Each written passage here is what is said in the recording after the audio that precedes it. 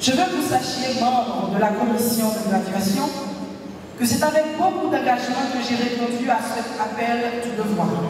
Être aux côtés du très dynamique Pascal Adrien, témoin privilégié de cet instant merveilleux de votre vie de jeune, de citoyens, citoyennes, d'actrices et d'acteurs de votre communauté. Invictus, wow! Mais quel nom de baptême choisir pour votre promotion? L'une des histoires que traîne ce fameux vocable d'origine latine, traduit en français par Invincible, est effectivement tout groupe inspirant. Bravo! Nous sommes plus précisément au XIXe siècle, lorsque le poète anglais William Ernest Henley s'est fait amputer du pied à l'âge de 25 ans. Jeune restant. Il y a survécu jusqu'à son 53e anniversaire. De cette douloureuse expérience, il a accouché un émouvant poème, dont chaque mot témoigne de courage invincible, l'accompagnant dans sa périple de vie de personnes à mobilité réduite. Traduit de l'anglais, il se dit ainsi. Dans les ténèbres du cancer, noir comme une pluie où l'on se noie, je rends grâce au Dieu, quel qu'il soit. Pour mon âme invincible et fière, de cruelles circonstances, je n'ai ni gémi ni pleuré. Meurtri par cette existence, je suis debout, bien que blessé. En ce lieu de colère et de pleurs, se profile l'ombre de la mort. Je ne sais ce que me réserve le sort, mais je suis et je resterai sans peur. Aussi étroit soit le chemin, nombreux les châtiments infâmes, je suis le maître de mon destin, je suis le capitaine de mon âme. C'est avec un sens aigu du devoir que j'ai accepté de venir ici ce matin en ma qualité de parrain de la 22e promotion Invictus, promotion nantie de pas moins de 430 gradués ce matin qui viennent couronner tout un cycle d'études parsemé de beaucoup d'embûches. Je dois d'abord féliciter la ténacité, le sens d'excellence qui anime les dirigeants du DHCT Haïti, une institution dont le cap haïtien est très fier, une institution forte de 15 ans déjà, une institution que j'ai connue dans ses premiers balbutiements quand j'étais encore au collège Notre-Dame. Je dois d'abord féliciter le comité pour avoir jeté son dévolu sur ma personne comme parrain de la promotion sortante. Et la première question que je me suis posée quand on m'a invité, quand on m'a fait part du choix qui a été fait de moi comme parrain, c'est pourquoi moi? Qu'est-ce que ces jeunes attendent de moi? Que dois-je leur délivrer comme message?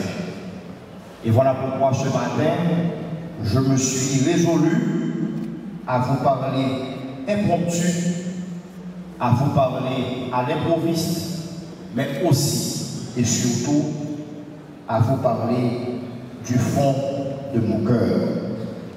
Une pensée spéciale pour les parents qui se sont ingéniés, qui se sont sacrifiés pour la réussite de leurs enfants. Derrière la réussite de chaque étudiant, il y a toute une montagne de sacrifices consentis par nos héros, consentis par nos héroïnes. Je veux parler de nos papas, de nos mamans, que je vous demande d'applaudir chaudement ce matin. Et vous le méritez.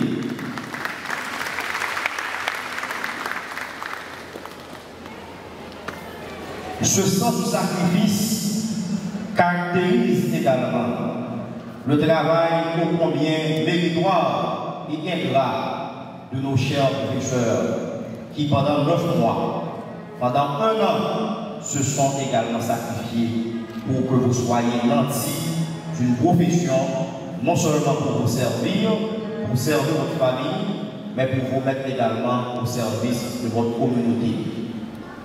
De chauds applaudissements pour nos chers professeurs qui, pendant tout ce cycle académique, se sont évertués à vous transmettre le flambeau.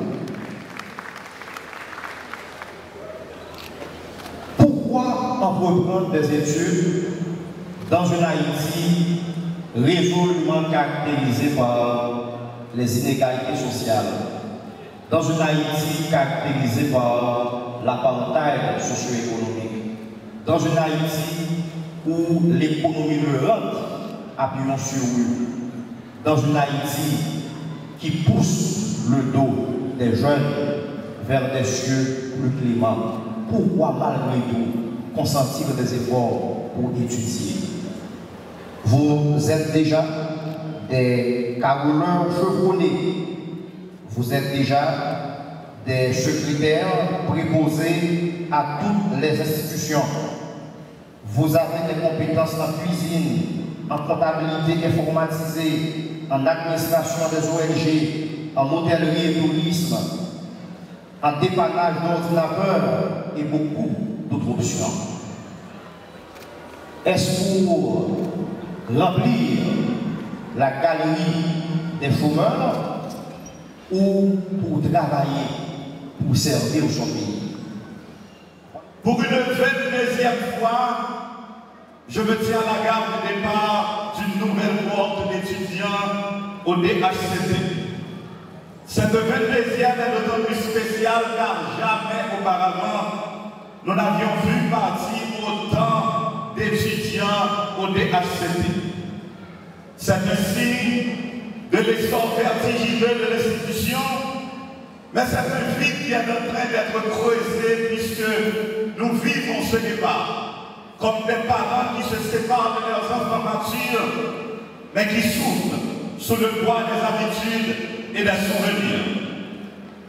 Étant donné qu'ils constituent les piliers de cette célébration, je salue d'abord et surtout les récipiendaires qui ont enfilé pour la circonstance leur torche de pureté et de victoire, ainsi que leur tenue de chef serviteur et d'artiste culinaire.